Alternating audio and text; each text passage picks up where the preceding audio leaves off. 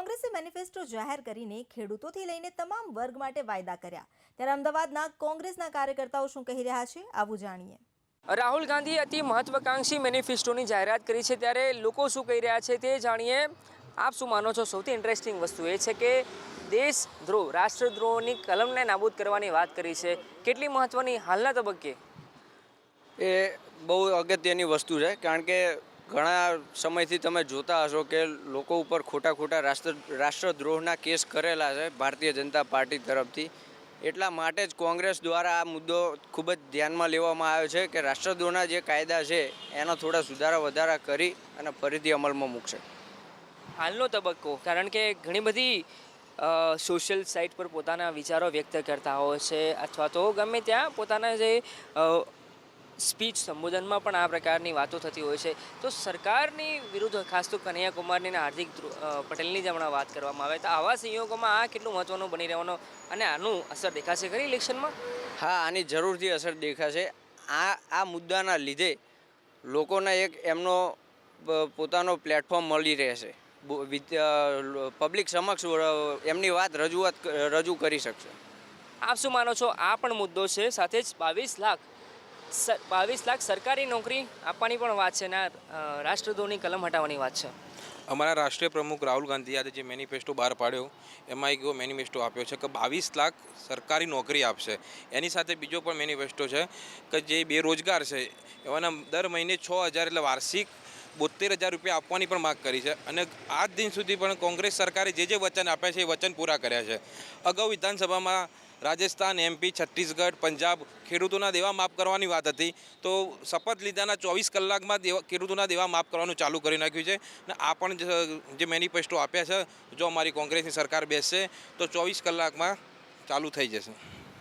આપ શું માનો છો અશોકભાઈ? આ આખી વાતને અલગ અલગ મુદ્દાઓ છે, એમાં બે મહત્ત્વના મુદ્દા, એક જીડીપીની વાત છે, 6% હિસ્સો એજ્યુકેશન પાછળ ખર્ચવાની વાત છે, ખેડૂતોને પણ ખાસ બજેટની વાત છે, અને ખાસ રાષ્ટ્રદ્રોહની વાત। અમારા આજે રાહુલ ગાંધી, અમારા રાષ્ટ્રીય અધ્યક્ષ દ્વારા જે ચૂંટણી ઢંઢેરો જે જાહેર કરવામાં આવ્યો છે તેમાં જીડીપી જે છે દર, એનો જે હિસ્સો છે એ ખાસ પેકેજ શિક્ષણ માટે વાપરવામાં આવશે, એ રાહુલ ગાંધી દ્વારા ચૂંટણી ઢંઢેરામાં જાહેર કરવામાં આવ્યો છે।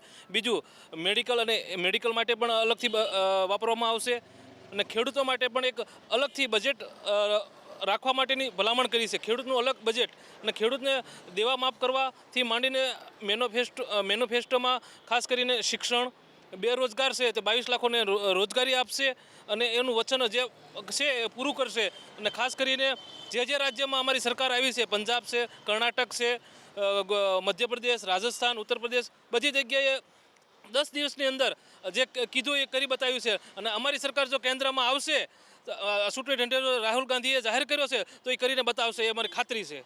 રાષ્ટ્રદ્રોહની વાત છે, એ હટાવવાની વાત કરી છે, હાલના તબક્કે કેટલી મહત્વની વાત પુરાવાર થાય? રાષ્ટ્રદ્રોહ જે રાહુલ ગાંધીએ જે વાત કરી છે, ખાસ કરીને જે NDA સરકાર જે રાષ્ટ્રદ્રોહ અલગ પોતાના મન ફાવે તકલીફથી નિર્ણયથી જે ગમે તે લોકોને હાઈકોર્ટનું પણ પાલન કરવામાં આવતું નથી, સુપ્રીમ કોર્ટનું પાલન થતું નથી, અને પોતાને બચાવવાનો પ્રયત્ન કરે છે। એટલે જે આ રાષ્ટ્રદ્રોહ જે રાહુલ ગાંધી જો સરકાર આવશે તો એ નહીં થવા દે। અત્યાર સુધી આપે જે તમારા મિત્રોએ કહ્યું કે જે કલમ હટાવવાની વાત છે, તો આ કેટલી મહત્વની સાબિત થવાની હાલના સમયમાં?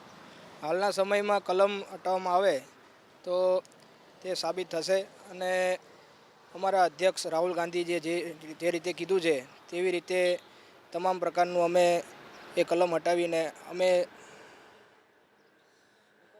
ફાયદો થવાનો? આ લોકો માટે ચોક્કસ અને જરૂરથી ફાયદો થશે।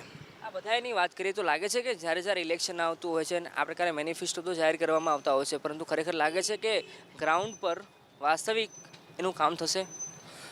ચોક્કસ થશે। જે અમે ગઈ વિધાનસભા હમણાં જ ગઈ, તો અમે જે મેનિફેસ્ટો જે જાહેર કર્યો હતો ખેડૂતો માટે, એ અમે કરીને બતાવ્યું।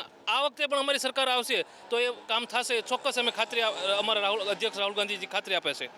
ધન્યવાદ અમારી સાથે વાત કરવા બદલ। તો આ હતા યુવા કાર્યકરો કોંગ્રેસ સાથે જોડાયેલા, તેમની સાથે વાત કરીને જે રાહુલ ગાંધીએ મેનિફેસ્ટો જાહેર કર્યો છે તેને લઈને તેઓ શું માની રહ્યા છે તેમની પ્રતિક્રિયા જાણવાનો પ્રયાસ કર્યો। કેમેરા પર્સન મલિક દવે સાથે અર્પિત દરજી, ABP અસ્મિતા, અમદાવાદ।